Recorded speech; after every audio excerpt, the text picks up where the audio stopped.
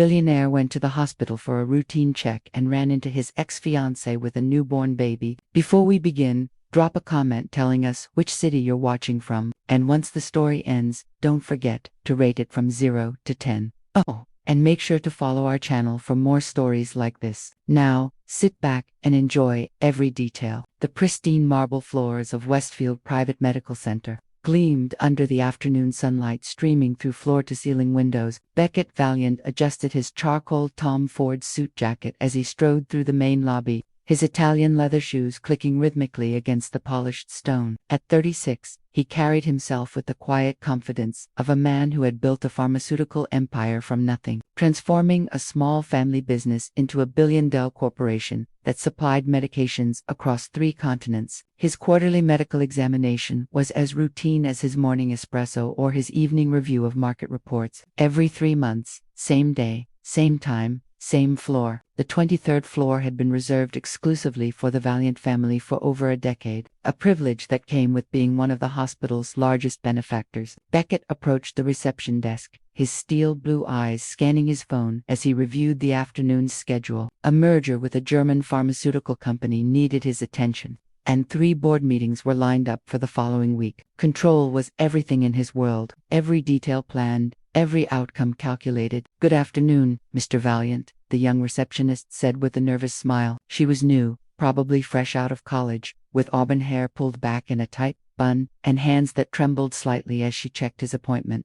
"Dr. Harrison is running a few minutes behind. If you could take the elevator to the 15th floor, he'll meet you there shortly." Beckett's brow furrowed slightly. "The 15th floor? I always go to the 23rd. Oh, there was a scheduling mix-up, sir. The 23rd floor is under maintenance today. Dr. Harrison specifically requested the 15th floor for your examination." Her voice carried the uncertainty of someone still learning the ropes. Without further question, Beckett nodded curtly. Time was money, and arguing with the receptionist wouldn't change whatever bureaucratic confusion had occurred. He strode toward the elevator bank, his mind already shifting to the conference call he needed to make after the appointment. The elevator doors opened with a soft chime, and he stepped inside, pressing the button for the 15th floor. As the numbers climbed, he loosened his navy silk tie slightly, a rare concession to comfort. The past 7 months had been a whirlwind of expansion and success, yet something felt hollow about each achievement. 7 months, that's how long it had been since Villette had walked out of his life without explanation,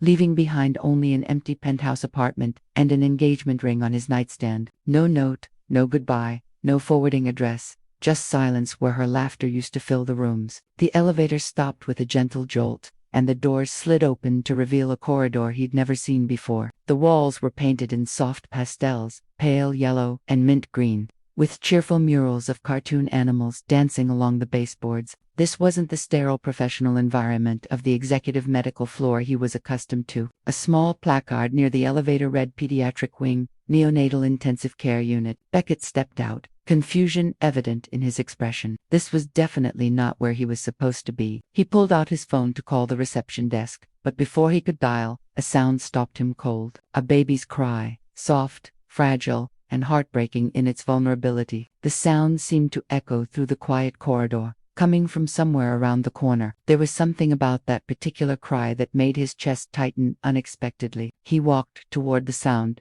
his expensive shoes now silent on the carpeted floor. As he rounded the corner, he saw a small waiting area with comfortable chairs arranged around a low table covered with children's books and toys. And there, sitting in one of the chairs, with her back partially turned to him, was a woman holding a tiny bundle against her chest. Her long, honey blonde hair fell in gentle waves over her shoulders, just as he remembered. She wore a simple, cream-colored sweater and dark jeans, and she was gently rocking the baby, whispering something too soft for him to hear. His heart stopped. Violet. The woman's entire body went rigid. Slowly, she turned to face him, and Beckett found himself staring into the emerald green eyes that had haunted his dreams for 7 months. Villette Leroux looked exactly as he remembered, yet completely different. Her face was thinner, more mature, with new lines of worry around her eyes, but she was still breathtakingly beautiful, still the woman who had once made him believe that love could conquer anything. "Beckett." Her voice was barely above a whisper, and she instinctively pulled the baby closer to her chest. "What are you doing here? I could ask you the same thing." His voice came out rougher than intended, the shock evident in every syllable. His eyes moved from her face to the small bundle in her arms. Is that her name is Celeste? Violet said quietly, answering the question he couldn't finish asking. She's 3 weeks old. The math hit him like a physical blow. 3 weeks old, 7 months since Violet had left, which meant, she's mine. It wasn't a question. Violet's eyes filled with tears, but she lifted her chin with the same defiance he remembered from their arguments about the future. She's mine, Beckett. I've raised her alone for 3 weeks, but she's my daughter, too. The words felt foreign in his mouth, surreal. Beckett Valiant, who had spent his entire adult life avoiding commitment to anything beyond his business, was a father. You made it very clear that fatherhood wasn't in your plans, Vlet said, her voice gaining strength. You said you could be my partner, but never a father. So, I made the choice to free you from that burden. You didn't tell me you were pregnant. His voice rose slightly, causing the baby, Celeste, to stir in her arms. I didn't know, Vlet admitted, her voice breaking slightly. I found out 2 weeks after I left. I was already gone, already committed to starting over. And after everything you said about never wanting children, she trailed off. But the accusation in her eyes was clear. He had driven her away with his stubborn refusal to consider a future that included family. Beckett stared at the baby in her arms, his daughter, and felt something fundamental shift inside his chest. The tiny face was peaceful now. Small pink lips, slightly parted as she dozed. She had Vlat's nose, but his dark hair. And even in sleep, there was something about her expression that reminded him of his own baby pictures. Why are you here at the hospital? He asked, forcing himself to focus on the immediate concern. Celeste was born premature. She's been having some respiratory issues, and we're here for a follow-up with the pediatric pulmonologist. Violet's voice softened when she spoke about the baby, revealing a tenderness that made Beckett's heart ache. Is she going to be okay? She will be. She's strong. Violet looked down at Celeste with such pure love that Beckett felt like an intruder, witnessing something sacred. They sat in silence for several long moments, the weight of 7 months of separation and the revelation of his unexpected fatherhood settling between them like a wall of unspoken words. Finally, Beckett spoke, his voice barely audible. Can I see her properly? Vlet hesitated for a moment, then carefully adjusted the baby in her arms so that Beckett could see Celeste's face more clearly. The little girl was perfect, tiny and delicate, with long eyelashes resting against round cheeks.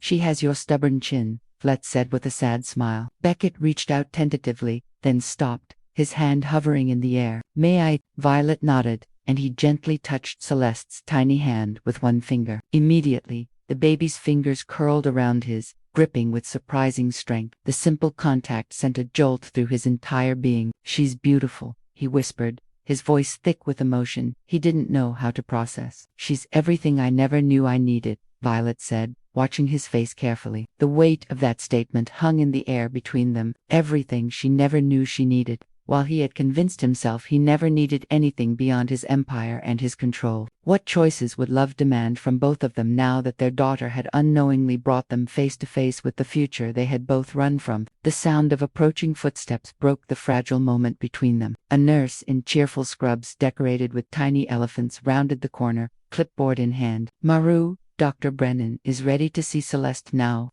the nurse announced with a warm smile, then noticed Beckett's imposing presence. Her expression shifted to polite curiosity as she took in his expensive suit and the unmistakable aura of wealth and authority he carried. Thank you, Violet replied, carefully gathering the diaper bag at her feet while keeping Celeste secure in her arms. She avoided making eye contact with Beckett as she stood, but he could see the slight tremor in her hands. I'll come with you, Beckett said, the words leaving his mouth before he had consciously decided to speak them. Vlet froze midst. Beckett, you don't need to. She's my daughter, too. His voice was quiet, but carried the steel undertone that had closed countless business deals. I want to know what's wrong with her.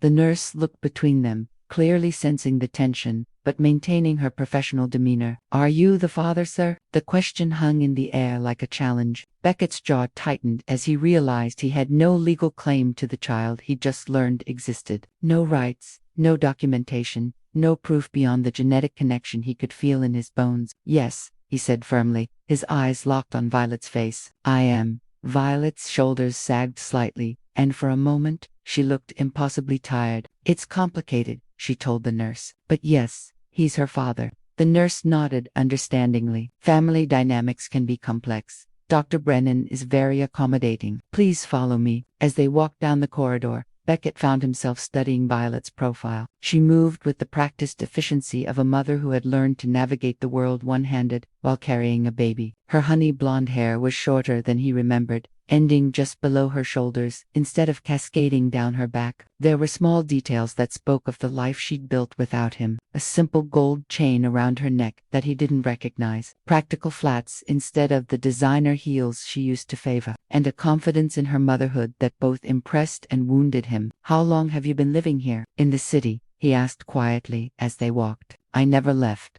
Violet admitted, her voice barely audible. I moved to Brooklyn Heights, found a small apartment above a bookstore.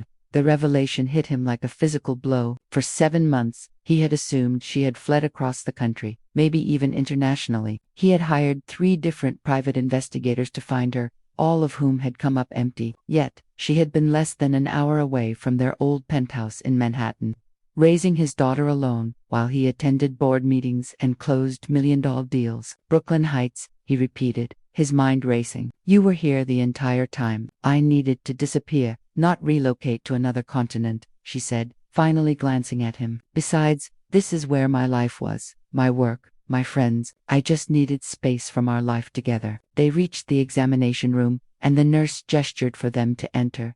Dr. Brennan, a kind-faced woman in her 50s with graying hair and gentle eyes, greeted them warmly. Ms. LaRue, good to see you again. And Celeste looks wonderful today, she said, then noticed Beckett. I don't believe we've met. This is Beckett, Celeste's father, Violet said quietly, settling into the chair beside the examination table. Dr. Brennan's eyebrows rose slightly. Clearly, this was the first time Beckett had appeared at any of Celeste's appointments, but she maintained her professional composure. Of course, I'm Dr. Brennan, Celeste's pediatric pulmonologist. I've been following her case since birth. What exactly is wrong with her? Beckett asked, his business mindset automatically shifting into crisis management mode. What are her treatment options? What specialists have you consulted? What's the prognosis? Dr. Brennan exchanged a glance with Violet, who gave a small nod of permission. Celeste was born at 34 weeks with underdeveloped lungs. It's not uncommon in premature births, but it requires careful monitoring. The good news is that she's been responding beautifully to treatment. As the doctor began examining Celeste, Beckett found himself studying every detail of the interaction, the way Violet instinctively knew how to soothe Celeste when she fussed during the examination, the practiced ease with which she answered questions about feeding schedules and sleep patterns, the obvious bond between mother and daughter that had developed over 3 weeks of shared life. He had missed all of it: the pregnancy, the birth, the sleepless nights, the first smile, the first laugh, a lifetime of moments that belonged to his daughter. And he had been completely absent. Her lung function has improved dramatically, Dr. Brennan continued, listening to Celeste's chest with her stethoscope. I'm very pleased with her progress. We can extend the time between appointments to every 6 weeks instead of every 3. That's wonderful news, Violet said, relief evident in her voice. She looked at Beckett, seeming to remember his presence. She was on oxygen for the first 3 weeks. I barely slept, monitoring her breathing every night. The image of Violet sitting alone in some small apartment, watching their premature daughter struggle to breathe while he attended charity galas and business dinners, made his chest tighten with guilt and anger, mostly at himself. After the examination concluded, and they had scheduled the next appointment, they found themselves back in the corridor, the weight of unspoken questions heavy between them. I need to ask you something, Beckett said, his voice careful and controlled, and I need you to be honest with me. Violet shifted Celeste to her other arm, the movement defensive. What? Why didn't you tell me? Even after you found out you were pregnant, why didn't you reach out? Violet was quiet for a long moment, her eyes focused on Celeste's face rather than his. When she finally spoke, her voice was steady but tinged with old pain. Do you remember our last conversation, Beckett? Really remember it? He did. Every word was burned into his memory, replayed during countless sleepless nights over the past 7 months. They had been sitting in their favorite restaurant, Enzo's, and she had brought up marriage timelines and children for the 3rd time that week. I remember, he said quietly. You didn't just say you weren't ready to be a father. You said you would never be ready, that children would destroy everything you had worked to build, that the kind of life you wanted wasn't compatible with being a parent. Her voice remained calm, but he could see the hurt still lingering in her eyes. You said that if I couldn't accept that, then maybe we weren't as compatible as we thought. The words hit him like a physical blow, because they were true. He had said those things driven by fear and stubbornness, and a desperate need to maintain control over his perfectly ordered life. So when I found out I was carrying your child, Vlet continued, her voice gaining strength, I had two choices. I could tell you and watch you resent both of us for ruining your perfect life, or I could give you the freedom you so clearly wanted and raise her myself. Beckett felt the words like physical blows, each one a reminder of his own stubborn blindness. He had been so certain that his life was exactly as it should be, controlled, predictable, profitable. The idea of a child disrupting that carefully constructed world had terrified him in ways he hadn't even admitted to himself. You should have told me, he said, though the conviction in his voice wavered. Regardless of what I said before, you should have given me the choice. Should I have? Vlet's eyes flashed with a spark of the fire he remembered from their relationship. Should I have called you and said, remember how you said children would destroy your life? Well, surprise, you're going to be a father. Should I have subjected our daughter to a father who saw her as an obligation? The truth in her words stung, but Beckett pressed on. You don't know how I would have reacted. You made that decision for both of us. I made that decision for her, Vlet said firmly, adjusting Celeste in her arms as the baby began to stir. I wasn't going to bring a child into the world knowing her father saw her as a burden. They had reached the elevator, and the tension between them was palpable. Other visitors to the hospital gave them a wide berth, sensing the emotional undercurrent of their conversation. Where are you parked? Beck had asked, pressing the button for the elevator. I took the subway, Violet replied. I don't drive much in the city anymore. The thought of her navigating the subway system with a 6-month-old baby and all the accompanying gear made something protective flare in his chest. Let me drive you home. That's not necessary, Violet. He turned to face her fully, and she was struck by the intensity in his steel blue eyes. I've missed 6 months of my daughter's life. Please don't make me miss the opportunity to at least make sure you both get home safely. She studied his face for a long moment, searching for something. Finally, she nodded. Okay, but just a ride home, that's all. The elevator ride to the parking garage was silent, except for the soft sounds Celeste made as she began to wake up. Beckett found himself hyper-aware of every little noise his daughter made, every movement in Vlat's arms. When Celeste let out a small whimper, he had to resist the urge to reach out and touch her face. His Bentley Continental was parked in the VIP section of the garage, its black paint gleaming under the fluorescent lights. As they approached, Vlet stopped short. Beckett, I don't have a car seat. The simple statement highlighted just how unprepared he was for this new reality. In his world of corporate jets and luxury vehicles, the practical needs of a 6-month-old had never been a consideration. We'll get one, he said, already pulling out his phone. There's a baby store 3 blocks from here. They'll have what we need. 20 minutes later, they were standing in baby paradise, surrounded by an overwhelming array of car seats, strollers, and infant accessories. Beckett felt completely out of his element, but Violet moved through the store with practiced efficiency. This one, she said, pointing to a top-of-the-line infant car seat. It's the same model we have at home, so she'll be comfortable. As the store associate rang up the purchase, along with a base unit for installation, Beckett found himself studying Violet and Celeste. The baby was now fully awake, her dark eyes wide and alert as she took in her surroundings. When her gaze landed on Beckett, she stared at him with the intense focus that only babies possessed, as if she were trying to figure out exactly who this tall stranger was. She's very observant, the store associate commented with a smile. How old is she? 6 months, Vlet replied. Oh, she's right at that age where she's starting to really notice people. Does she have stranger anxiety yet? Vlet glanced at Beckett, a flicker of something, sadness, regret, crossing her features. She doesn't really have experience with strangers. It's mostly just been the two of us. The simple statement carried so much weight. For 3 weeks, Violet had been Celeste's entire world. Mother, father, protector, provider, no family support, number partner to share the sleepless nights or celebrate the milestones. Just a young mother and her baby, making their way through the world together. Back in the parking garage, Beckett watched as the installation technician secured the car seat in his Bentley. The sight of baby equipment in his pristine vehicle should have felt foreign, intrusive. Instead, It felt like something he hadn't realized was missing. She might cry, Vlet warned as she carefully buckled Celeste into the seat. She's not used to car rides, especially with strangers in the car.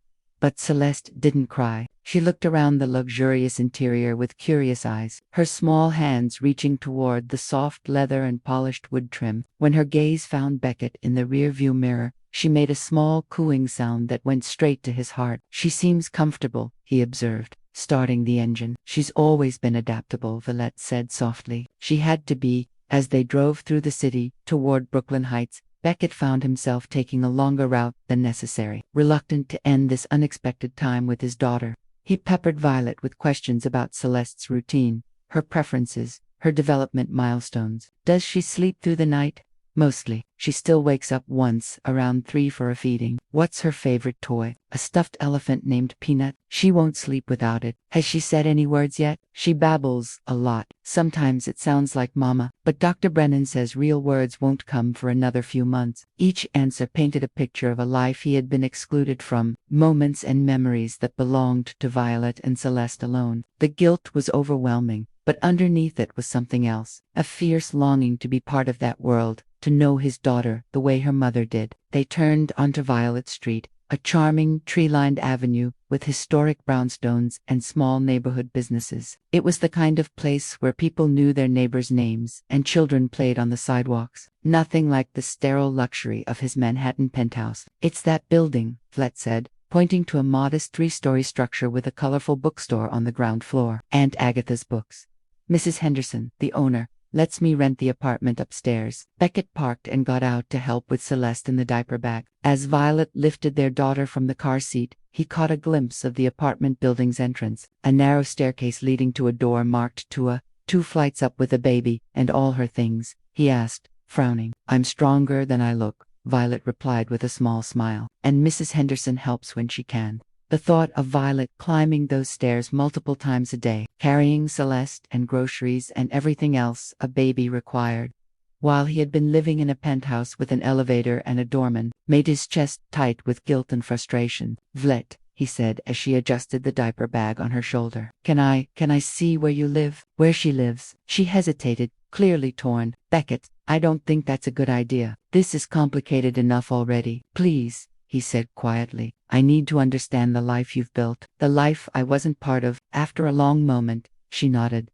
Okay, but just for a few minutes. The apartment was small but warm and filled with natural light from large windows facing the street. It was nothing like the sprawling penthouse they had once shared, but it felt like a home in ways his sterile luxury never had. Baby toys were scattered across a colorful playmat in the living room, and photos of Celeste at various stages covered the refrigerator and walls. Beckett stood in the center of the main room, taking in every detail. This was where his daughter had taken her first bath, where she had learned to smile, where she would eventually learn to crawl and walk and say her first words. This small, modest apartment held all the memories he had missed. It's perfect, he said quietly, and meant it. Violet looked surprised by his response. It's tiny, and the heat doesn't work very well in winter. And sometimes the bookstore downstairs has events that run late. It's a home, he interrupted. It's warm and safe and filled with love. That's more than a lot of children have. They stood in silence for a moment, Celeste content in her mother's arms, looking around the familiar space with bright, alert eyes. I want to be part of this, Beckett said suddenly, the words rushing out before he could stop them. I want to be part of her life, part of both your lives. Blott's expression grew guarded. Beckett, I know I have no right to ask. I know I gave up any claim to that when I said those things 7 months ago. But she's my daughter, and I've already missed so much. His voice cracked slightly on the last words. It's not that simple, Violet said quietly. You can't just decide you want to be a father now, that she's convenient and cute. Being a parent means being there at 3 o'clock in the morning when she's crying and you don't know why. It means putting her needs before your business deals and your social obligations. It means your life isn't your own anymore. I know that. Vilat's eyes searched his face. Because 7 months ago, you said that kind of life would destroy everything you'd worked for. Beckett was quiet for a long moment, the weight of his past words and current longing wearing within him. Maybe, he said finally, what I worked for wasn't worth preserving if it meant losing this. The admission hung in the air between them, raw and honest, and terrifying in its implications. Violet stared at him for a long moment. her emerald eyes searching his face for any sign of the man who had once dismissed the idea of fatherhood so completely. Celeste chose that moment to reach out toward Beckett, her tiny fingers opening and closing in the universal baby gesture for Pikma. "She wants you to hold her," Vlet said quietly, surprise evident in her voice. Beckett's hands trembled slightly as he reached out. "I don't know how." "Support her head and neck," Violet instructed, carefully transferring Celeste into his arms. "She's stronger now than she was as a newborn, but still be gentle." The moment Celeste settled against his chest, something fundamental shifted in Beckett's world. She was so small, so warm, so utterly dependent. Her dark hair, his hair was soft against his cheek, and she smelled like baby powder and something else he couldn't identify, but knew he would never forget. "Hello, little one," he whispered, his voice rough with emotion. "I'm sorry it took me so long to meet you." Celeste looked up at him with wide, serious eyes, as if she were studying his face and committing it to memory. Then, without warning, she smiled, a bright, toothless grin that transformed her entire face and sent a jolt of pure joy through Beckett's chest. "She likes you," Vlet observed, and there was something in her voice that hadn't been there before. Wonder, maybe, or hope. "She's incredible," Beckett breathed, unable to look away from his daughter's face. "She's absolutely perfect." For several minutes, they stood in comfortable silence while Celeste contentedly explored Beckett's face with her tiny hands, patting his cheek and grasping at his tie. It was the most peaceful moment he'd experienced in months. The spell was broken by a gentle knock on the apartment door. "That'll be Mrs. Henderson," Vlet said, moving to answer it. "She always checks on us around dinner time." The woman who entered was in her 70s, with silver hair pinned up in a neat bun, and kind eyes behind wire-rimmed glasses. She wore a cardigan covered in cat hair, and carried a plate covered with a checkered dish towel. "I made extra lasagna again," she said warmly, then stopped short when she noticed Beckett holding Celeste. "Oh, I didn't realize you had company, Mrs. Henderson." "This is Beckett," Vlet said carefully, "Celeste's father." Mrs. As Henderson's eyebrows rose to her hairline in the 7 months since Violet had moved in. She had never mentioned Celeste's father beyond saying he wasn't in the picture. The older woman took in Beckett's expensive suit and the gentle way he was holding the baby. "Well," she said finally, setting the lasagna on the small kitchen counter, "it's about time you showed up." Beckett winced at the mild rebuke, but Mrs. Henderson wasn't finished. "Do you have any idea what this girl has been through? Pregnant and alone, working double shifts at the clinic until she couldn't anymore, then bringing home a premature baby, and sitting up all night making sure she was breathing." Mrs. Henderson Villette began, embarrassed. "No, dear, he needs to hear this." The older woman's voice was firm, but not unkind. "I've watched her struggle to pay for formula and diapers while you were off doing whatever it is wealthy men do. She's never complained, not once, but I have eyes." Beckett felt each word like a physical blow. While he had been attending board meetings and closing deals, Vlet had been working double shifts to support their daughter.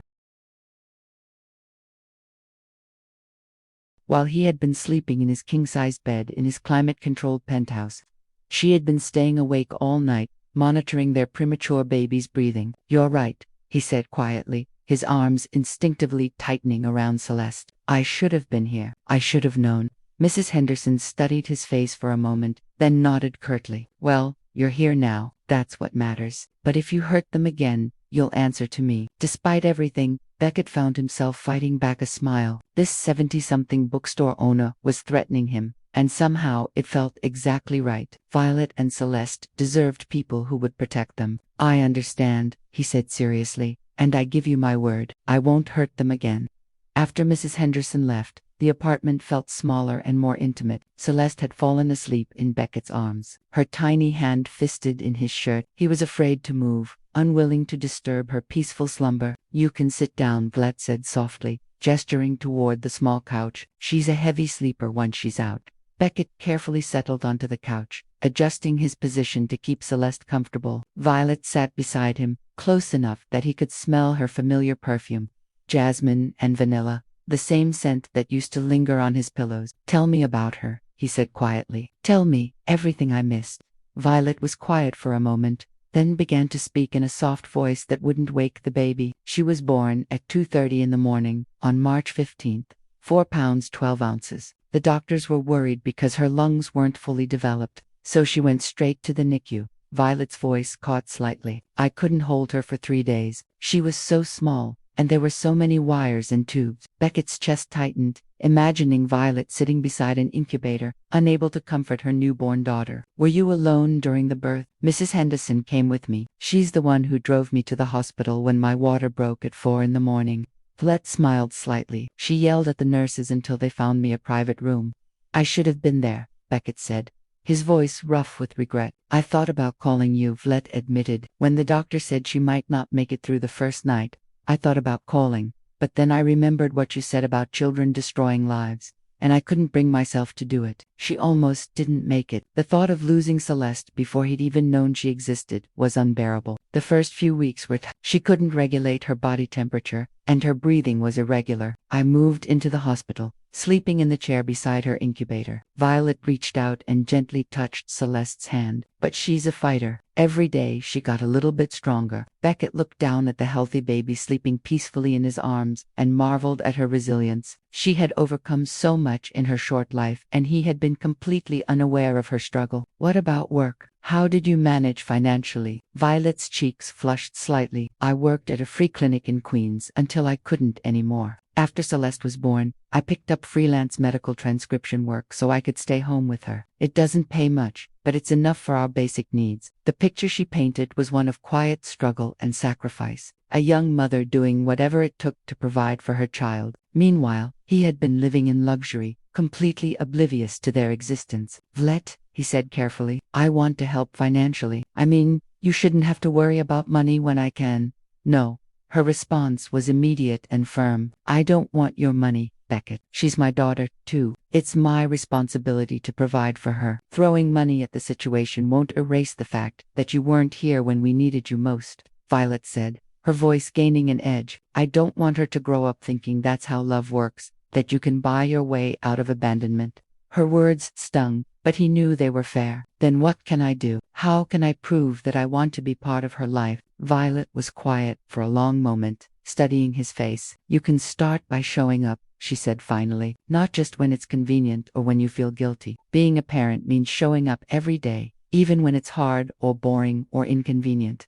I can do that. Can you? Violet's green eyes searched his face. Can you really? Because your life hasn't changed, Beckett. You still have the same job, the same responsibilities, the same priorities. What happens when there's a crisis at work and Celeste needs you? What happens when she's sick and you have an important meeting? What happens when being her father conflicts with being Beckett Valiant, pharmaceutical empire builder? The questions hung in the air between them, each one a challenge to his commitment. He wanted to give her the easy answer to promise that nothing would ever come before Celeste, but they both knew his track record, and empty promises would only make things worse. I don't know, he admitted finally. I can't promise that I'll be perfect or that I'll never make mistakes, but I can promise that I'll try. Every day I'll try to be the father she deserves. Violet studied his face for a long moment, searching for something. Whatever she found there must have satisfied her because her expression softened slightly. She deserves better than just trying, Beckett. She deserves a father who puts her first, always. Then teach me how, he said quietly. I know I have no right to ask, but teach me how to be what she needs. The vulnerability in his voice seemed to surprise her. This was not the confident, controlling man she had known. This was someone stripped down to his core, asking for help with the most important job of his life. It starts with showing up, she said softly. Tomorrow and the next day and every day after that, even when it's hard. Celeste stirred in his arms, making soft baby sounds as she shifted position. Without thinking, Beckett began to gently rock her, and she settled back into peaceful sleep. She trusts you already, Violet observed, wonder in her voice, looking down at his daughter's peaceful face.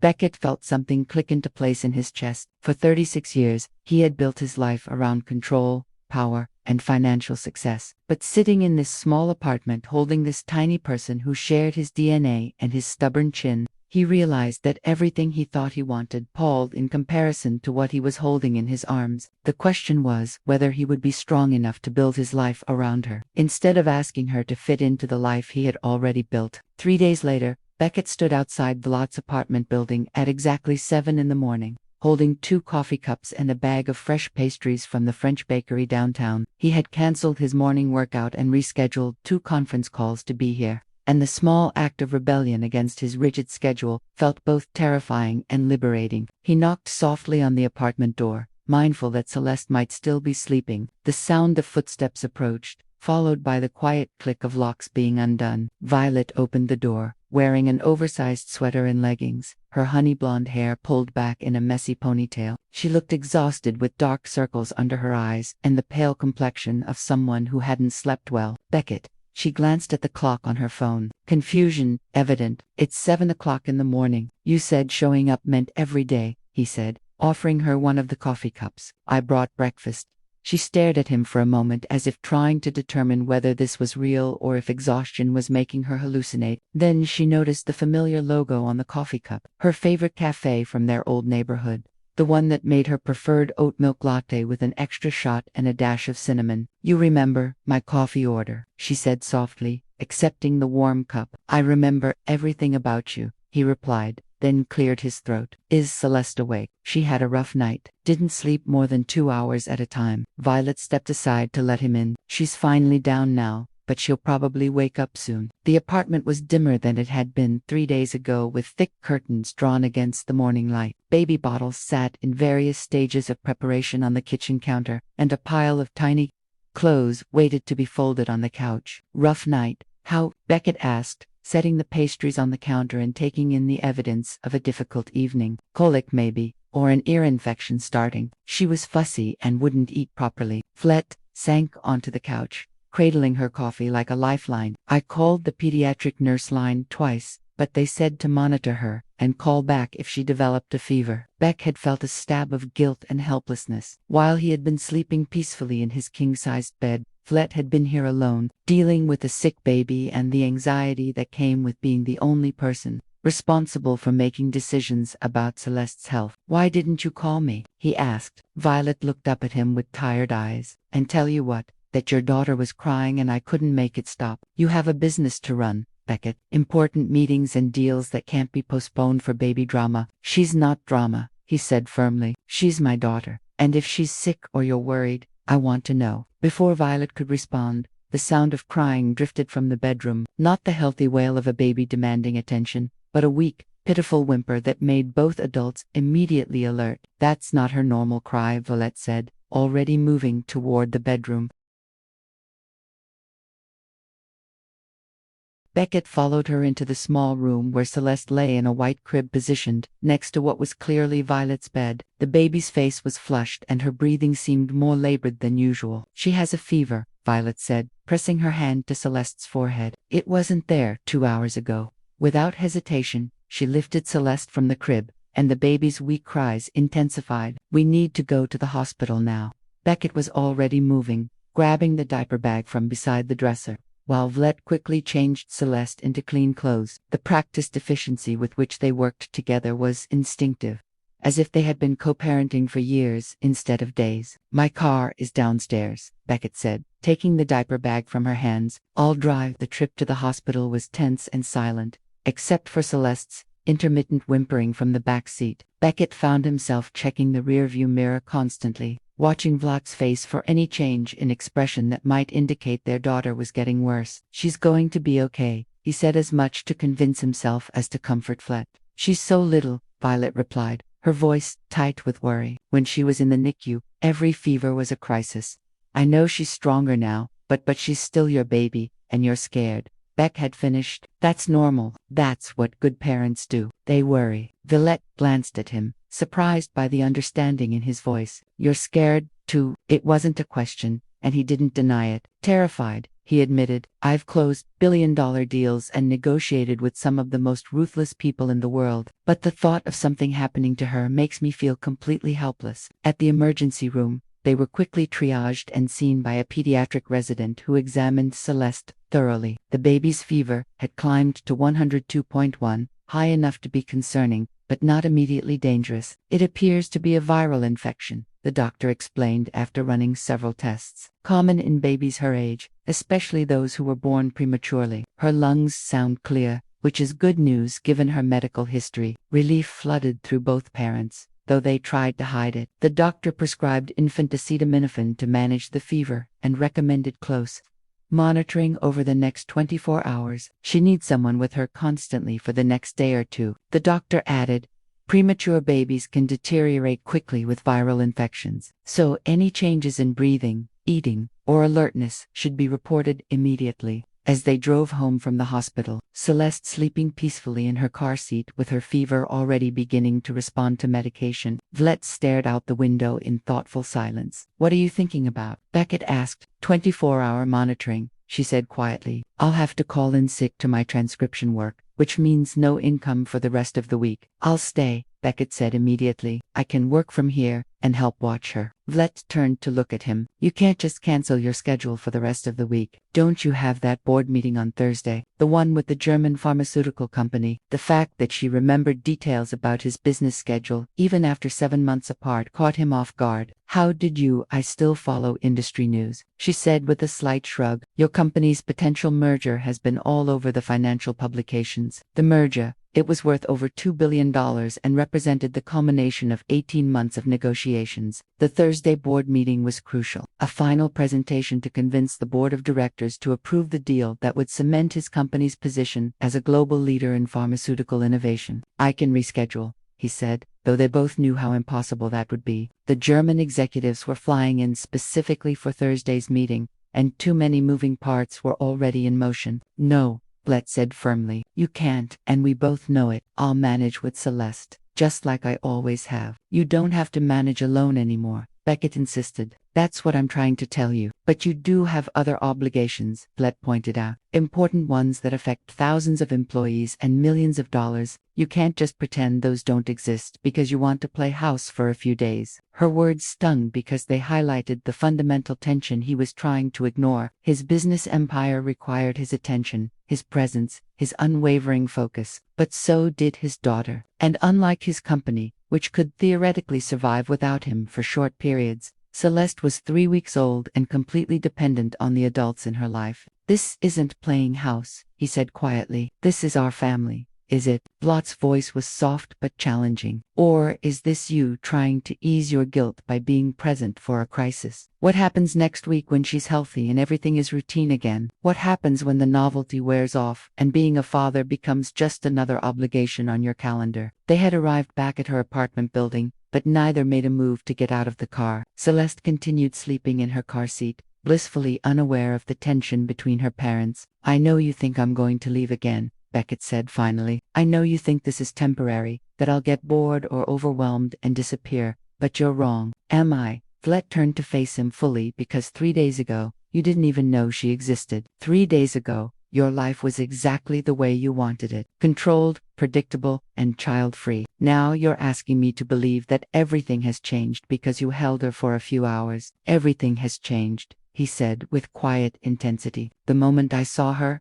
the moment I held her, everything I thought I wanted became irrelevant." "Words are easy, Beckett," Vlet said sadly. "You're good with words. You've always been good at saying what people want to hear. But being a father isn't about saying the right things. It's about showing up when it's hard and inconvenient and when there's no audience to impress." She got out of the car and began unbuckling Celeste from her car seat, effectively ending the conversation. But as Beckett watched her carry their sleeping daughter toward the apartment building, he realized she was right to be skeptical. He had spent 3 days playing the role of devoted father, but he hadn't yet been tested. Thursday's board meeting would be his first real choice between his old life and his new one. And deep down, despite all his passionate declarations, he wasn't entirely sure which he would choose when the moment came. Thursday morning arrived gray and drizzling, matching Beckett's mood as he stood in his penthouse closet, staring at the navy Armani suit he had planned to wear to the most important board meeting of his career. His phone had been buzzing incessantly since 6 a.m., with messages from his assistant, his legal team, and the German executives confirming final details for the presentation. But his mind wasn't on the merger. It was on the text message he had received from Violet at 3 o'clock in the morning. Celeste's fever spiked again. "Back at the hospital. She's okay, but they want to keep her for observation." He had thrown on clothes and driven straight to the hospital, where he found Violet in the pediatric ward,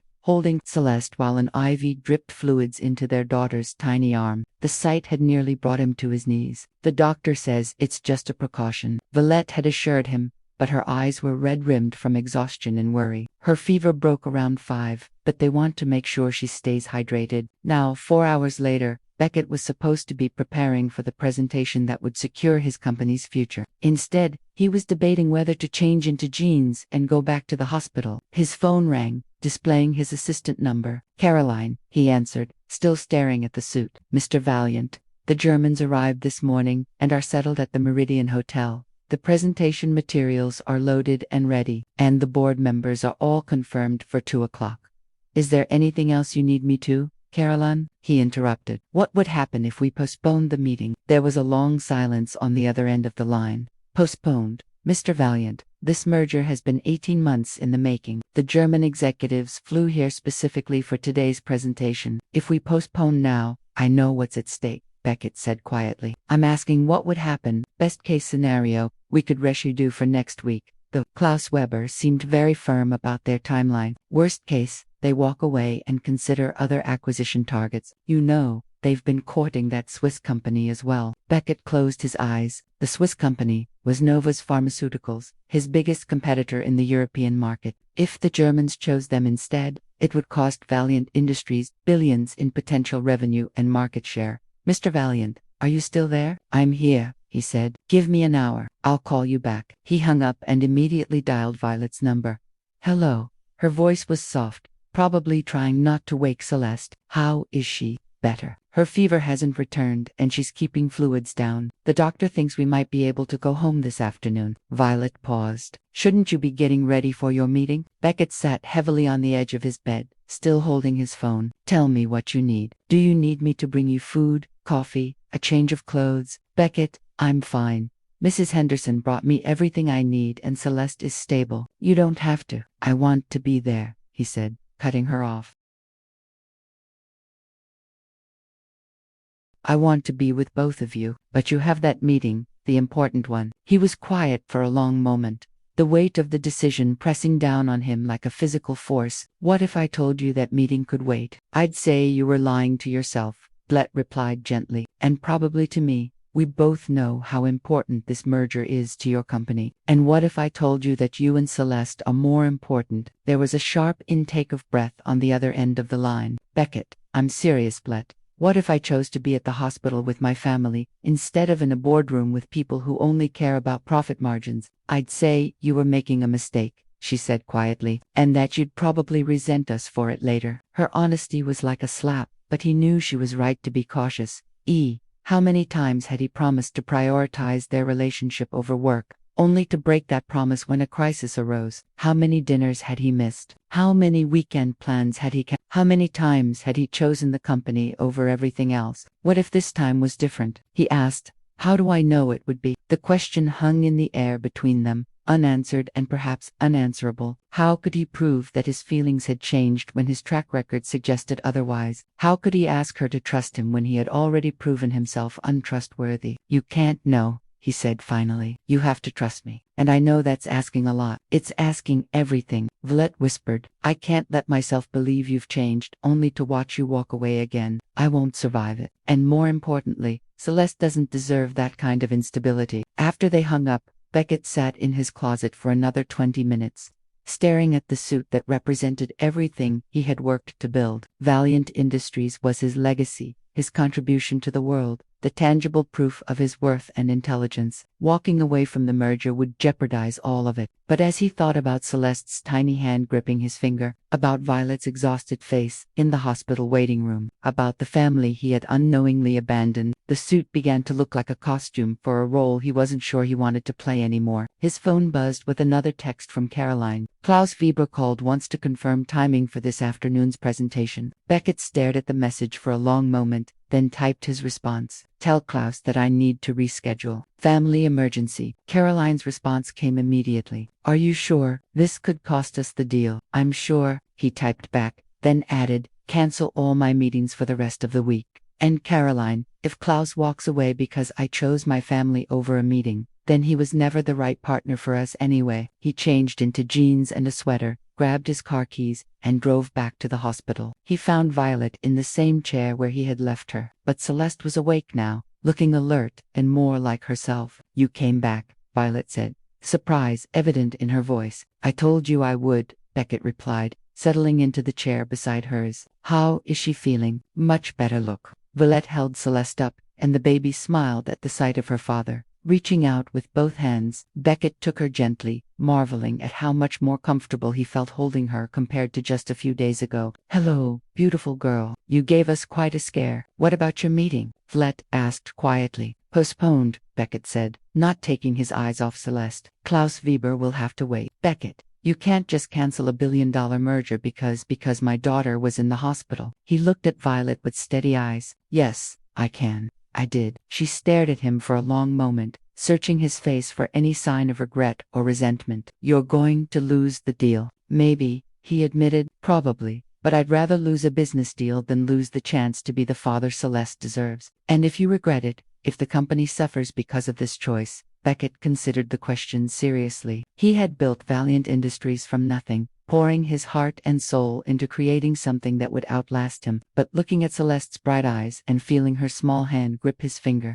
he realized that his daughter would outlast him too, and she was infinitely more important than any business empire. "Then I'll figure out how to rebuild," he said simply. "But I can't get back the moments I miss with her. I can't undo walking away again if that's what I choose." Vlad's eyes filled with tears. "This is really what you want to be here with us, instead of closing the biggest deal of your career." "This is where I belong," Beckett said, his voice firm with conviction. "With my family, for the first time since their reunion at the hospital 4 days ago." Vlad smiled. Really smiled. The kind of radiant expression that had first made him fall in love with her years ago. "She needs to be fed soon," Vlad said softly. "And I could use some real coffee.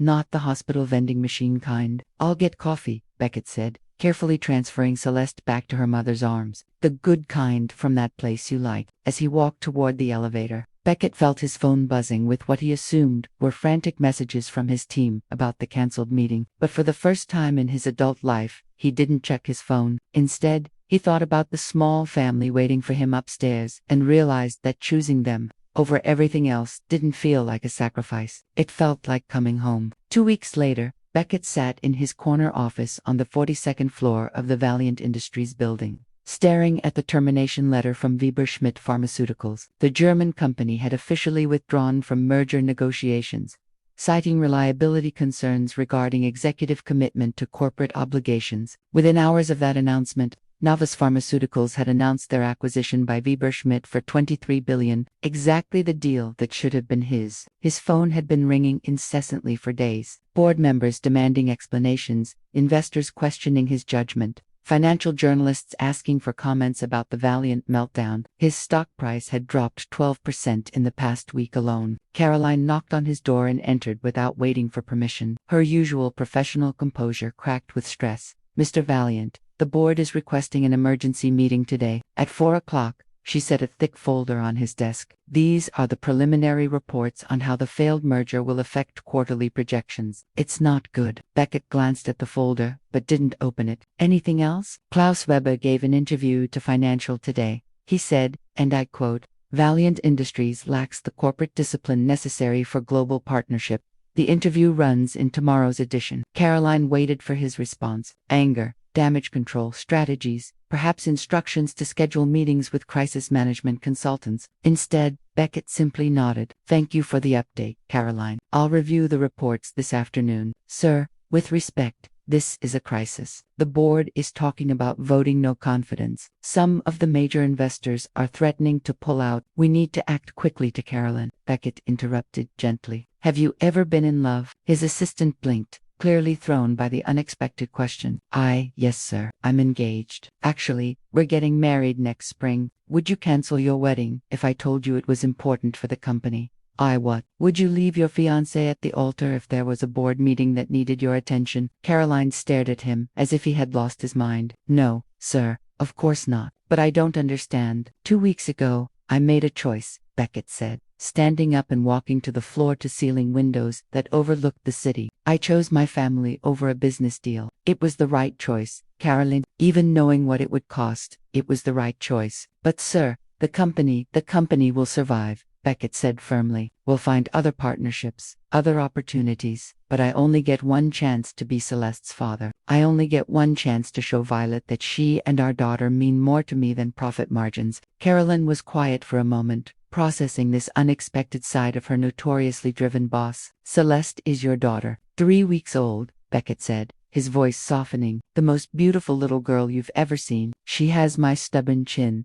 but her mother's smile. I didn't know you had a family, sir. Neither did I until 2 weeks ago. He turned back to face her. Caroline, I need you to clear my schedule every evening at 6 o'clock. No exceptions and no meetings before 9 o'clock in the morning. Sir, your schedule is usually packed until 8 or 9 at night. Not anymore, Beckett said decisively. I have a daughter to read bedtime stories to. An hour later, Beckett was driving through Brooklyn Heights, having left the office despite the crisis brewing around him. He had become a regular fixture at Flott's apartment, arriving each evening with dinner and staying until Celeste's bedtime. It was a routine that felt both foreign and natural, as if he were learning to inhabit a life he should have been living all along. He found Violet in the small park across from her building, pushing Celeste in a baby swing while the afternoon sun filtered through the autumn leaves. The sight of them, his two girls content and peaceful, made everything else in his life fade into background noise. You're early today, Violet observed as he approached.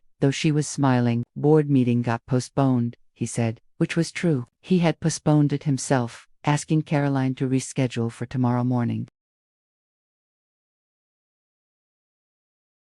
How's the aftermath? Violet asked quietly. She had been following the news coverage of the failed merger, watching his company's stock price drop, and reading the increasingly critical articles about his leadership. Messy, Beckett admitted, settling onto the bench beside the playground. Klaus Weber made some pointed comments about my lack of corporate discipline. Do you regret it? The question was casual, but he could hear the underlying tension in her voice. Beckett watched Celeste giggle as the swing carried her gently back and forth, her chubby hands gripping the safety bar with determination. She was wearing a pink coat with tiny flower buttons and matching hat that framed her face perfectly. Look at her, he said softly. Look how happy she is. 2 weeks ago, I didn't even know she existed. Now I can't imagine a world without her laugh, without her smile, without the way she reaches for me when I walk into the room. He turned to face Violet. How could I regret choosing that? Violet's eyes filled with tears. Even if it cost you everything you built. What I built was a company, Beckett said. What we have is a family. There's no comparison. She stopped pushing the swing and sat beside him on the bench close enough that their shoulders touched. I never expected you to say that. Even 2 weeks ago when you first held her, I didn't think you didn't think I could change. He finished. I didn't think you'd want to change. Your work was everything to you. Your identity, your purpose, your passion. I thought maybe you'd try to fit us into the margins of that life, but I never imagined you'd be willing to rebuild your priorities completely. Beckett reached over and took her hand, the simple contact sending warmth through both of them. I thought I knew what success looked like. Corner office, billion-dollar deals, respect from competitors, fear from rivals, but success is coming home to you and Celeste. Success is being the person you both deserve, not the person I thought I had to be. Violet stared down at their joined hands. I'm scared, she admitted quietly. Of what? Of believing this is real, of trusting that you won't wake up one morning and decide that corporate success is more important than domestic happiness, of letting myself fall in love with you again, only to watch you choose your company over our family. Beckett lifted their joined hands and pressed a gentle kiss to her knuckles. What if I told you I was already planning to step back from day-to-day operations? What if I told you I wanted to spend less time in boardrooms and more time watching Celeste learn to crawl? I'd say that sounds like a fantasy, Flett whispered, but her grip on his hand tightened. Then, let me make it a reality, Beckett said. Let me prove that choosing you and Celeste wasn't a moment of crisis management. It was the best decision I've ever made. Celeste had grown tired of the swing and was making the fussy sounds that indicated she wanted attention. Flett started to get up, but Beckett was already moving, lifting their daughter from the swing and settling her against his chest. Hey, beautiful girl, he murmured, and Celeste immediately calmed, her small hand fisting in his shirt. Are you ready to go home? The word home hung in the air between them, loaded with possibility and promise. Beckett realized he had been thinking of Flott's small apartment as home for days now, despite having a penthouse worth millions just across the river. Beckett Valiant said as they walked back toward the apartment building. What if your board forces you out? What if the company falls apart because of the choices you're making? Then, I'll start something new, he said simply. Something that allows me to be the father and partner I want to be. Maybe a smaller company, maybe consulting work, maybe something completely different. The point is, I'll figure it out. but I won't figure it out at the expense of this family. As they climbed the stairs to her apartment, Celeste, babbling contentedly in his arms, Villette felt something shift in her chest. For 7 months, she had protected her heart by expecting the worst from him, but watching him choose their family over and over again, seeing the genuine joy on his face when he played with Celeste, hearing the certainty in his voice when he talked about their future together, it was becoming impossible to maintain her defensive walls. "Stay for dinner," she said as they reached her door. "I'm making pasta and there's more than enough." It wasn't the first time she had invited him to stay for dinner, but something about the way she said it felt different, more permanent, more like a real invitation into their life, not just a temporary arrangement. "I'd love to," Beckett replied, and meant it completely. As Violet unlocked the door and they stepped into the warm, cozy apartment that had become his sanctuary, Beckett realized that losing the merger might have been the best thing that ever happened to him. It had forced him to choose clearly and definitively between the life he thought he wanted and the life that actually made him happy. And for the first time in his adult life, he had chosen love over everything else. 3 weeks into their new routine, Beckett was learning to navigate the strange but wonderful rhythm of family life. Mornings began with coffee shared over Celeste's high chair, while she messily explored pureed sweet potatoes. Evenings ended with him reading Good Night Moon in increasingly ridiculous voices until their daughter giggled herself to sleep. His penthouse had become little more than a place to store his expensive suits, while Violet's small apartment had become the center of his universe, which was why the knock on the door at 8:30 on a Tuesday evening felt like an intrusion into their carefully constructed sanctuary. Violet looked up from where she sat on the floor, gently playing with Celeste during tummy time. "Were you expecting someone?" "No," Beckett said, frowning as he moved toward the door. "Mrs. Henderson usually calls before coming up." He opened the door to find a woman he hadn't seen in over a year, though her presence immediately filled the small apartment with tension. Diana Ashford stood in the hallway, perfectly composed in a charcoal designer dress and pearls, her auburn hair styled in an elegant chignon. She was everything Villette wasn't: polished, sophisticated, and from Beckett's world of corporate power and old money. "Hello, Beckett," Diana said with a smile that didn't reach her eyes. "I hope I'm not interrupting anything important." Behind him, Beckett heard Violet's sharp intake of breath. She would recognize Diana from the society pages, from the photos that had run in business magazines when Diana's family's investment firm had partnered with Valiant Industries on several major deals. What Violet didn't know was that Diana had been Beckett's on-and-off companion for several years before he met Violet, and that she had made it very clear she expected to resume that relationship after his unfortunate entanglement with the younger woman ended. "Diana," Beckett said carefully, not moving aside to let her enter. "This isn't a good time." "Oh, but it's the perfect time," Diana replied, her gaze moving past him to take in the domestic scene beyond. Her eyes lingered on Violet, who was now holding Celeste protectively, and on the baby toys scattered across the living room floor. "I've been hearing such interesting rumors about your new situation. What do you want?" Beckett's voice carried a warning edge that Diana chose to ignore. "May I come in? I think we need to discuss some rather urgent business matters. All of us," she added, her smile sharpening as she looked directly at Violet. Reluctantly, Beckett stepped aside. Diana entered the apartment as if she were conducting a royal inspection, her calculating gaze taking in every detail of the modest space that had become his refuge. "How charming," she said, though her tone suggested anything but charm. "Very cozy. And this must be the baby I've heard so much about." Violet stood slowly, Celeste balanced on her hip, her maternal instincts clearly on high alert. "I'm Violet," she said with polite coldness. "And you are Diana Ashford," came the reply, accompanied by a smile that was all teeth. "I'm an old friend of Beck, a very old friend." The emphasis on very was deliberate, and Beckett felt his jaw clench. "Diana, whatever you have to say, you can say it to me privately. This doesn't concern—" "Oh, but it does concern Villette," Diana interrupted smoothly. "You see, the board meeting you've been avoiding, the one where they plan to discuss your recent lapses in judgment. I thought she should know what's really at stake." Violet's arms tightened around Celeste. "What is she talking about, Beckett?" "The Valiant Industries Board of Directors is meeting tomorrow," Diana explained before Beckett could respond. "They're voting on a motion of no confidence. If it passes, Beckett will be removed as CEO of the company he built." "That's enough," Beckett said sharply, but Diana continued as if he hadn't spoken. The failed merger was just the beginning, missing critical meetings, ignoring investor concerns, allowing stock prices to plummet while he plays house. The board has lost faith in his leadership. Playing house, Villette repeated, her voice dangerously quiet. Well, what else would you call this? Diana gestured around the apartment dismissively. A billionaire CEO abandoning his responsibilities to change diapers and attend pediatrician appointments. It's quite the novelty, I'm sure, but hardly sustainable. Beckett stepped forward, his voice low and controlled. Diana, I'm going to ask you once more to leave now. I'm not finished, Diana said, her composure never wavering. You see, Violet, the board has asked me to make Beckett an offer. My family's investment firm is prepared to provide emergency capital to stabilize Valiant Industries,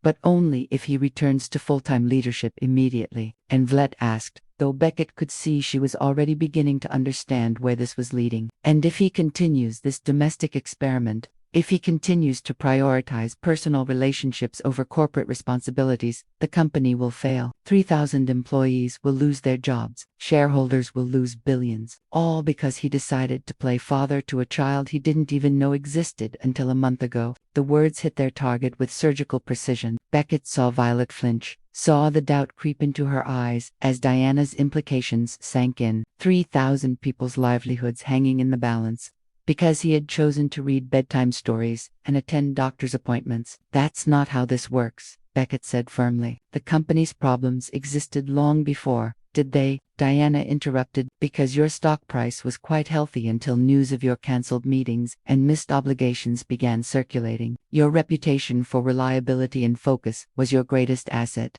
Beckett, and you've thrown it away for this. Her gesture encompassed Violet and Celeste, reducing them to obstacles in his path to continued success. Violet was very quiet, her face pale as she processed Diana's words. When she finally spoke, her voice was steady but distant. Is it true about the board meeting? Beckett hesitated for a fraction of a second.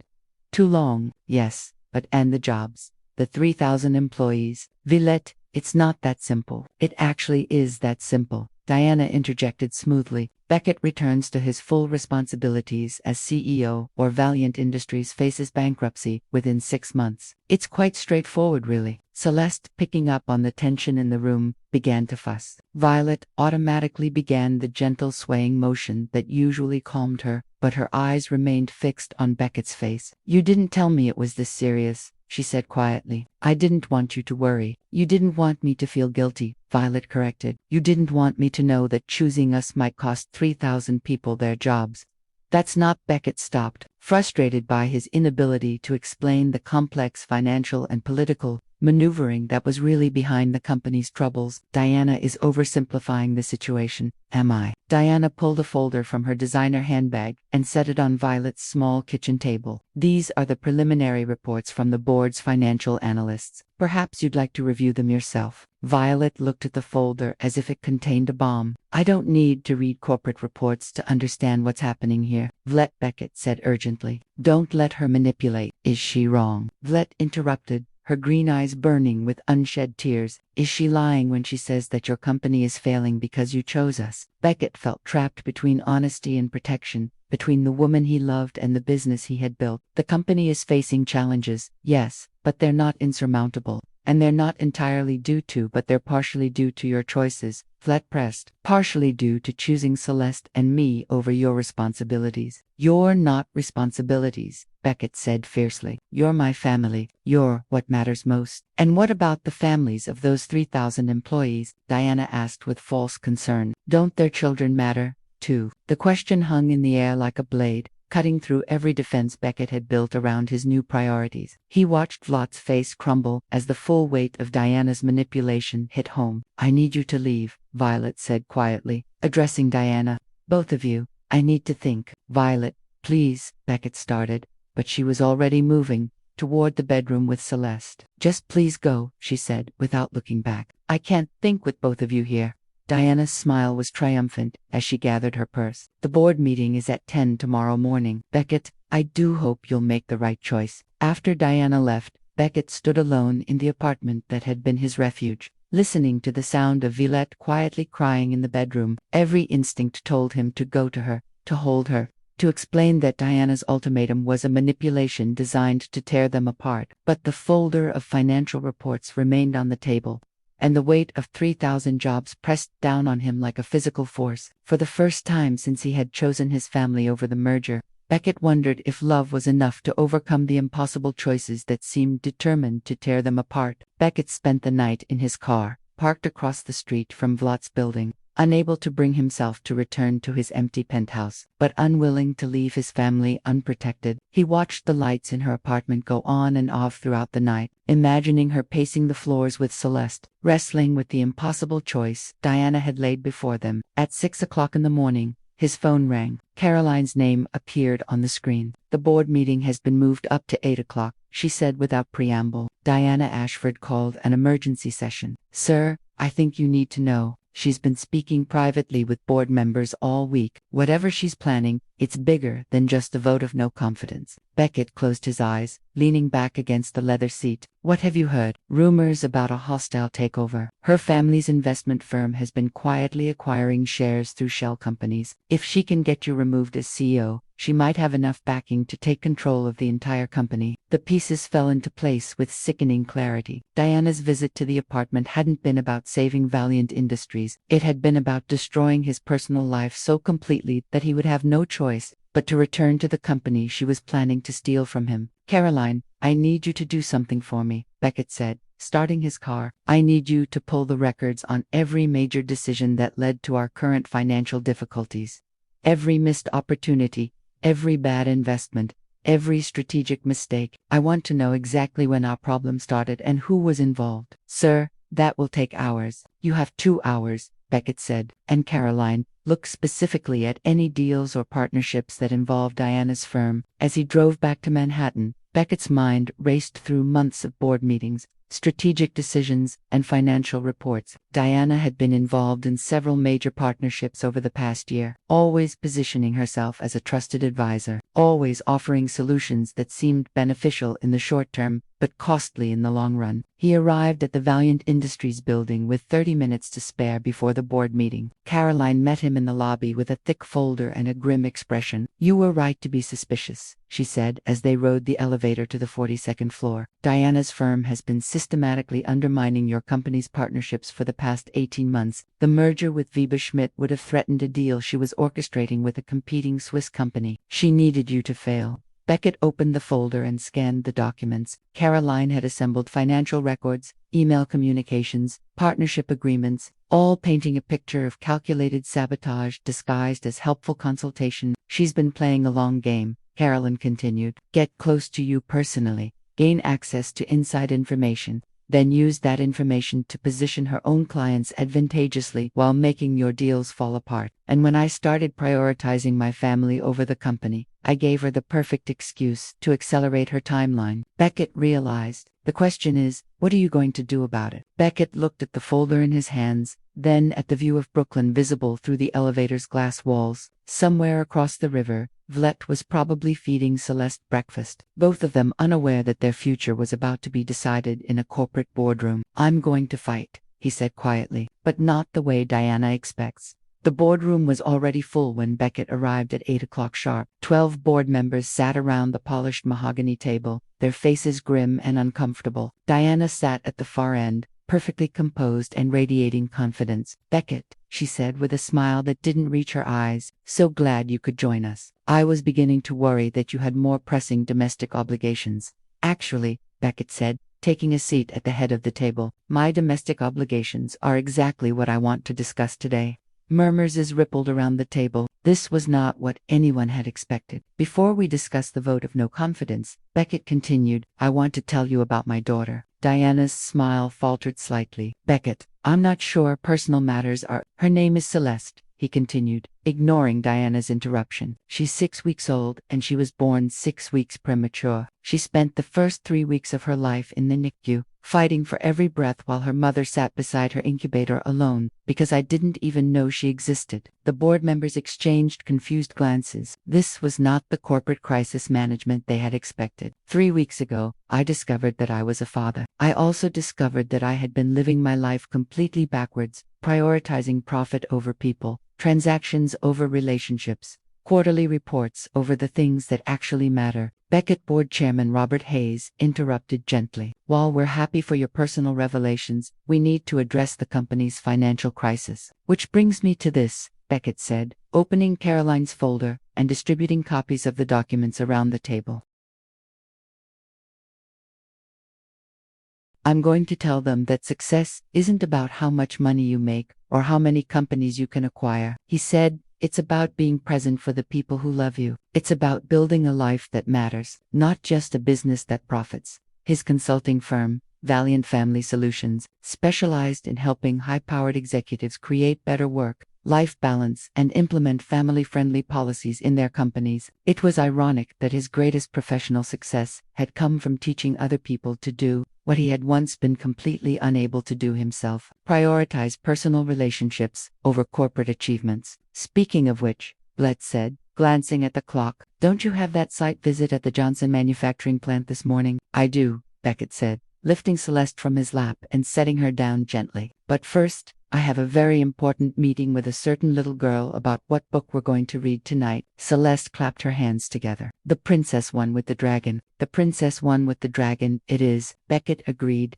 kneeling down to her level. But only if you promise to be good for Mama while I'm at work. I promise, Daddy, Celeste said solemnly, then threw her arms around his neck in a hug that made his heart feel too big for his chest. As Beckett prepared to leave for his morning appointments, he caught sight of himself in the hallway mirror. Gone were the expensive suits and Italian leather shoes, replaced by khakis and a button-down shirt that could survive the occasional spilled juice or sticky fingers. His hair was slightly mussed from Celeste's enthusiastic goodbye hug, and there were dark circles under his eyes from Oliver's latest growth spurt that had disrupted everyone's sleep. He looked like exactly what he was, a working father who had learned to balance professional responsibilities with personal priorities, and he had never been happier. The day passed in the comfortable rhythm he had developed over the past 3 years. A morning spent touring a manufacturing facility and discussing how they could implement flexible scheduling for working parents. A lunch meeting with the CEO who wanted to transition from 70-hour work weeks to a more sustainable 40-hour schedule without sacrificing company performance. An afternoon interview with Forbes about the growing trend of executives choosing family over unlimited career advancement. The most common question I get, Beckett told the Forbes journalist, is whether I regret giving up my position as CEO of a billion-dollar company. And my answer is always the same. I didn't give up anything. I gained everything that actually matters. But surely there must be moments when you miss the adrenaline rush of high-stakes negotiations, the thrill of closing major deals. Beckett smiled, thinking of Celeste's delighted laughter when he pushed her on the swing that morning, of Oliver's tiny hand wrapped around his finger during the previous night's feeding, of Lutz's sleepy smile when he brought her coffee in bed. There's no adrenaline rush that compares to your 3-year-old daughter running to the door when you come home from work, he said. There's no deal that's more satisfying than successfully getting both children to sleep at the same time. And there's no negotiation more important than figuring out what your family needs and how to provide it. By 6 o'clock, Beckett was back home, where he found Violet in the backyard, pushing Celeste on the swing, while Oliver napped in his stroller nearby. The autumn air was crisp and golden, and the sound of his daughter's laughter carried across the small garden. How was your day? Lita asked as he approached, accepting his kiss on the cheek while maintaining her rhythm, pushing the swing. Productive, Beckett replied, settling onto the bench nearby. The Johnson plant is implementing flexible hours for all their employees, and the Forbes interview went well. They want to feature the story in their next issue about the changing definition of success in corporate America. And how do you think you'll be portrayed? Beckett watched Celeste pump her legs enthusiastically, trying to make the swing go higher. Probably as either a cautionary tale or an inspiration depending on the reader's perspective. Some people will think I'm crazy for walking away from Valiant Industries. Others might see it as proof that you can choose happiness over conventional success. Which do you think you are? I think I'm a man who finally learned what was important. Beckett said simply. And I think I'm incredibly lucky that I figured it out before it was too late. As the sun began to set, they gathered their small family and headed inside for dinner, bath time, and the nightly routine that had become sacred to Beckett. After Celeste was tucked into bed with her Dragon Princess book and Oliver was settled in his crib, Beckett and Violet found themselves alone together on the couch, sharing a bottle of wine in the comfortable silence of two people who had built something beautiful together. Any regrets? Violet asked the same question she had posed on their wedding night 3 years ago. Beckett considered the question seriously, as he always did. His former colleagues were still climbing corporate ladders, acquiring companies, and accumulating wealth. His name rarely appeared in business magazines anymore, except as a curiosity, the CEO who had walked away from everything for love. But as he looked around their modest living room with its family photos and children's toys and the warm glow of contentment that permeated every corner, he felt nothing but gratitude for the choices that had brought him here. My only regret, he said, pulling Violet closer against his side,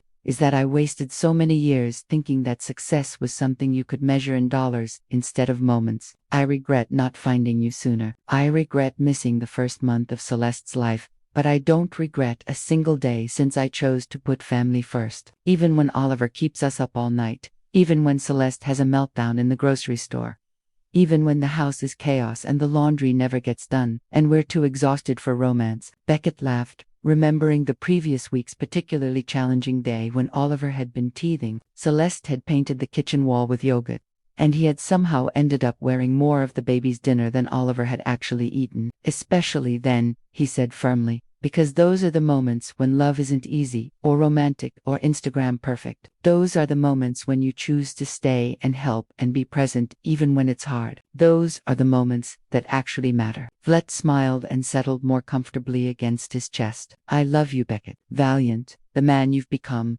the father you are, the husband who chooses us every single day forever, Beckett replied, the same promise he had made at their wedding. Every day, for the rest of our lives, I choose you and our children, and this beautiful chaos we've built together. As they sat in the quiet contentment of their living room, Oliver sleeping peacefully upstairs, and Celeste dreaming of dragon princesses, Beckett reflected on the journey that had brought him to this moment. He had started as a man who believed that love was a luxury he couldn't afford, that success meant accumulation and achievement and the respect of strangers. But love had taught him that real success was measured in entirely different terms. It was measured in the trust of a child who knew her father would always keep his promises. It was measured in the smile of a wife who had forgiven him for his mistakes and chosen to build a future together. It was measured in the peace that came from knowing that he was exactly where he belonged, doing exactly what he was meant to do. The billionaire who had once controlled a corporate empire now spent his days helping other people learn what he had discovered almost too late, that choosing love over everything else wasn't a sacrifice. It was the smartest investment he had ever made. Would you have made the same choice as Beckett did, walking away from billions to build a family? Share your thoughts in the comments below. Your participation means a lot to the channel. Please share your thoughts about love, family, and the true meaning of success. Thank you for watching. If you enjoyed the story, please subscribe to our channel and leave a comment below letting us know what you thought. Your feedback and support mean a lot to us. Stay tuned for more exciting stories.